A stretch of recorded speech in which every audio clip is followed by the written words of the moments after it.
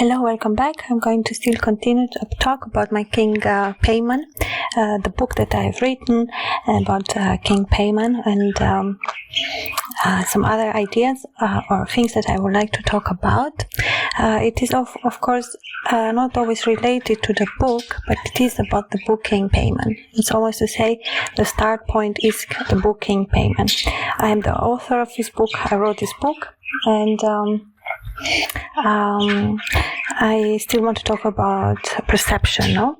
And the lesson is to say most of the time the perception is wrong. So that's very freeing when one's know my perceptions are mostly wrong, because that's what a perception is. But in the same time, the beautiful thing that it gives back is the fact that there is freedom in being wrong, and wrong is not wrong, no? Because through the wrong, I'm able to clean, or correct the wrong, no? Correct the perception. So one can carry very long perception for many years. It's not so much about the time, no? But one can carry it long, even if it's wrong. And then at one point, one speaks about the perception, no? We say, well, I speak about it, I don't think it's wrong, but then by revealing it, it gets corrected, no? We say, well, if there is a mistake, we're going to correct it. So the idea is to not be wrong, to not be scared of being wrong or having a wrong perception, because even that wrong perception has a very beautiful gift, and through that it's able to clear out and get the correct perception, no? Almost to say, I'm learning something but it's wrong. It is still important that I learn it, and then later on I will discover it's wrong, and then I can correct myself and I can elevate myself, no? Through the mistake. I correct the mistake, no? So the mistake is the first, no? Through that mistake, I was able to correct. So it functions together. And at the same time, when we speak about spiritual gifts or somebody having visions or perceptions through the eyes, through feeling, through internal or inner wisdom, one has to listen to those perceptions, to those feelings, because they are not wrong, no? There is inner knowing, which I spoke in the other recording, the one before this, that there is an inner knowing, there is an inner knowledge, and if you receive help, something that you cannot explain from where, but you receive the information, you should act upon it, no? Say, I'm cleaning my home and I have an object that when I touch or see, it reminds me of something negative, I put it away, I throw it away. No, it doesn't matter what object is. So it's not about the value of the object, it's about the energy that it transmits, or the thought, or simply of clearing, no? And it's like, well, how do I know? Well, I know because when I see it and so on, it reminds me of something or someone that I don't want to think about. No, it's like I clear that person, I clear that energy, I clear that through throwing that object. I put it away from my perception. No, it's like clearing the mistake.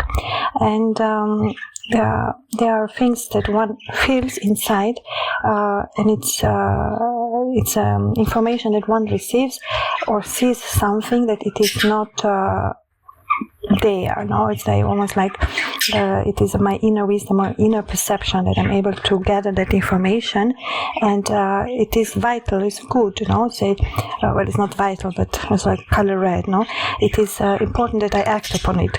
Color red is always about action. So cleaning or clearing of your own space, it is important. Make sure you feel comfortable in your space. No, sometimes I have maybe, I don't have many objects, but I have a few, and then it's like, of course, if an object is beautiful, you want to keep. But I said it's not about the beauty or the value of the object. If it is something that you feel like you need or have to throw away, throw it away. No. without second guessing. Especially, sometimes we gather things, they look good, but after a time they get destroyed, or they don't get so good, or they look empty, or they look put them away. It's like I clear the space, I clear that, and then it's a beautiful thing. So we have the two aspects: the inner perception, the inner wisdom, or the inner wissen, the inner knowledge, and then you have the outer perception, Außerperspektive, in German, the out perspective, and they all relate one to one another, the inner and the out. And the idea of perception, it is very revealing. Make sure you pay attention to the reflections, to the perception. What is shown to me, what is thrown away, or what is given by others, and how I handle it, how I accept it, how I am able to read through it. And there's the magical aspect that goes into it. So it's like me, it's like my hand or my eyes, or things that I touch, or things that I talk, the same voice and words are very important. There's always a element of protection, at the same time, the ability to clear out or not accept things that are shown to you, and say, well, something is shown to me, but in my heart I know it is not the truth, or it's just a perception, it's just a reflection, that it is given or thrown to hinder or to change my mind or to influence me, And of course, every time one feels that, it means it is not good. So one has to not accept it, clear it out.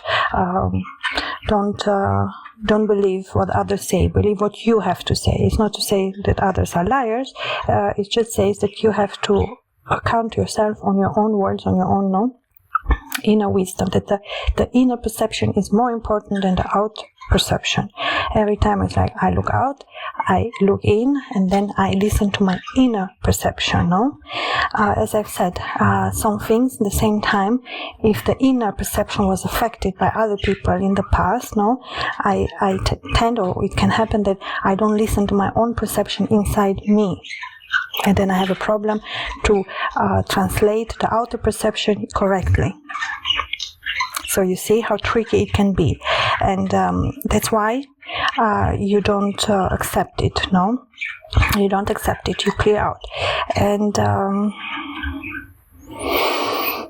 it's almost made to confuse, or it's made to not trust your inner wisdom. And even if you think it's your inner wisdom, it's almost like you question it, and then it's like, well, but this person said this and this person said this. The reflection, the perception, all different, and it is a very tricky exercise.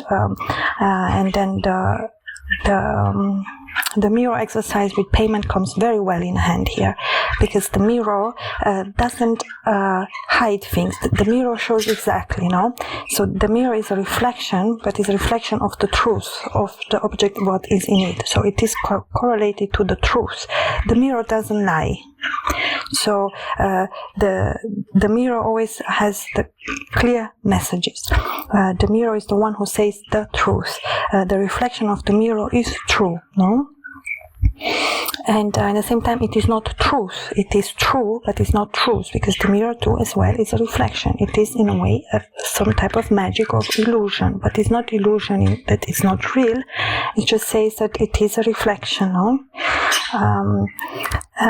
The same time, for example, if I read a book, I go page by page, and there is a follow-up. The page before is correlated to the page after, and the page after is correlated to the page before, and so on. The beginning, the first page, correlated to the last page. There's all a unity. There's all one after another. There's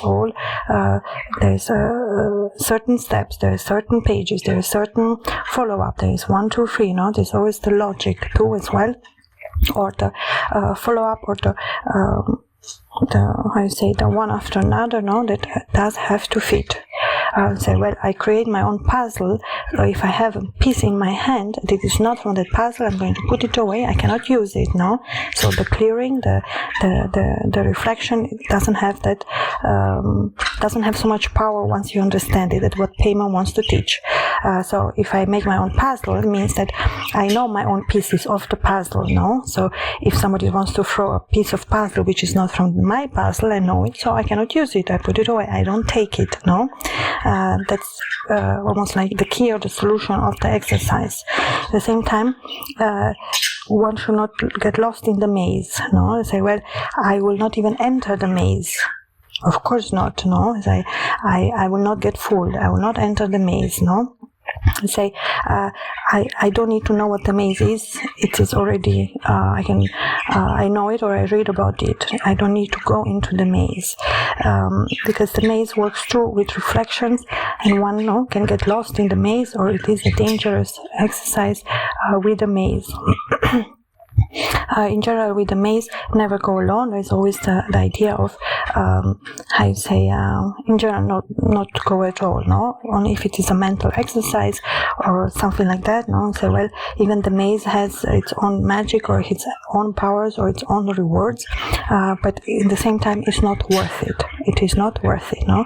There are places most of the time, the places one has to go should not go, no? It's almost to say, if there is more yes or no, I will choose more the no, to protect the yes. So there's always,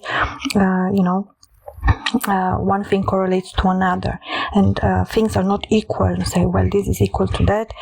Sometimes when that is more, then the other one gets less. So one has to protect the yes, so by saying the no, and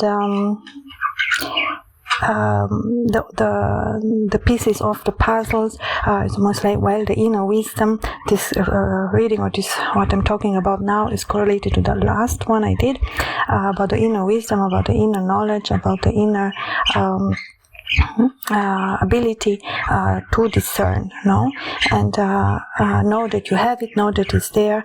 You just have to trust it. You just have to open your eyes to it, and then you have that possibility in the hand. Don't say no to the possibility, but always to say protect the yes by saying no, or protect the no by saying no. So it's always, as I said, the no is more important than the yes. The no should be used more than the yes, okay? That's almost like a rule. At the same time, Paimon, or if he shows me something, it's like, well, he shows me this, that. At the same time, it is for a short time, and then something else appears, or there is a certain movement. The movement is important as well. That's what Paimon teaches. If I carry an object in my hand, the movement that I do with it is correlated to the particle or to the magical aspect, the part of the object that I create magic. And how is the magic created? Through one, through the person, through Paimon. There's like, I have this object, and I make a turn with it, or I move it in a certain way, or I do a spiral, or just by me holding in the hand, or just by putting the intention or the word, and so on and so forth. It is both the magical and the aspect is like two parts have to be the magic that it works. Say, I cannot make magic, an object is not magical, but the object is already magical, and I'm using that magic in my way, so it's like one magic plus one magic, There are many other things, of course. When we speak about colors are very, very important. Any place you go, you can read energetically on the colors that you see. So the illusion, the perception is there to guide you, to give you the messages. So they are real. The illusion is not false. When I say illusion, it's not false. The illusions are not false. One has to be very aware about the illusions. It's part of the truth as well. They carry the message. They carry that.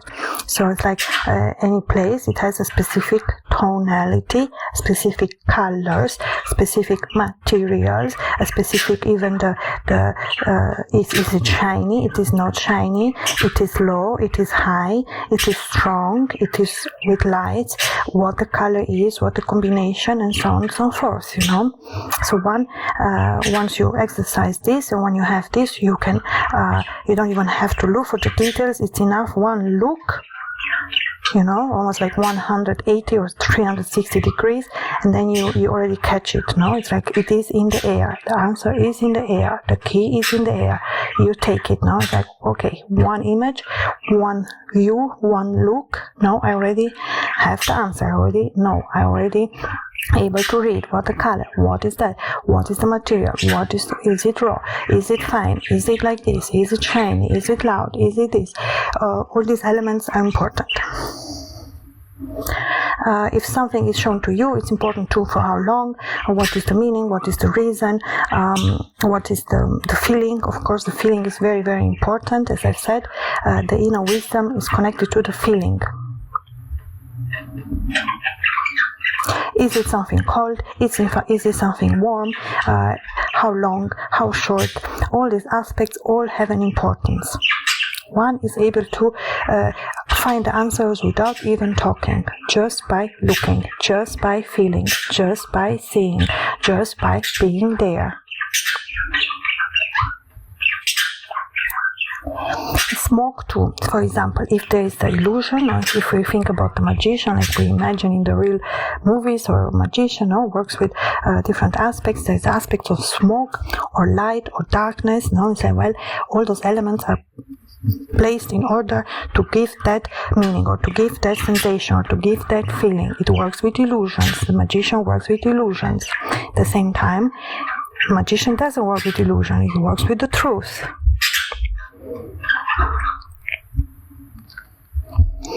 And the thematic, of course, it is perception, no? And same time, it's this very beautiful quality that one has. And say, well, I did this recording speaking about King Paimon, and I found a lot of new meanings, a lot of new correlation that I found by myself. How did I do it? Well, I look at the elements. I look in detail. If you think of sand, it's a very good exercise to think of sand, because it's very tiny particles. And then the sand carries answers, it carries stories. The sand is not only sand, no? So, well, if I correlate the sand to the mirror, or the mirror to the sand, no, as we did in other exercises, you see how correlated, how connected they are. And what is the meaning of it? And why sand is correlated with water? No, well, sand is sand, water is water. Well, sand is water, water is sand. It's correlated directly one to another. Not only that they are related, they are very much connected to one another. And so on and so forth. So one can get closer to the truth in an easy way, in a true way, when we speak about the inner wisdom, no? Or the inner knowledge. That too is even a bigger plus that one can use in gathering information, gathering truth, or gathering things that one is looking for, no? Thank you so much for listening. I'm going to let this recording here. I'm going to talk another time. Until next time.